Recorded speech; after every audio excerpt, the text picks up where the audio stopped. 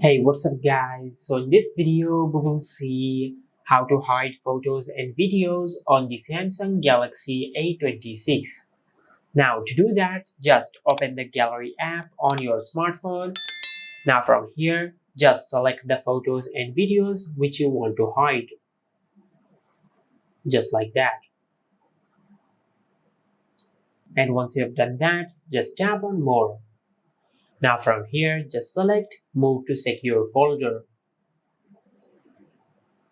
Now just enter the PIN of your secure folder and tap on Done.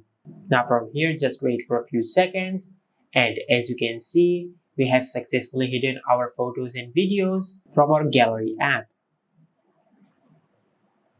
Just like that.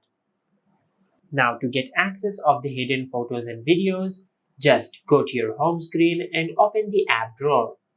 Now from here just tap on Secure Folder. From here just tap on Gallery. Now, as you can see, these are the hidden photos and videos on our smartphone. And this is how you can hide photos and videos on the Samsung Galaxy A26.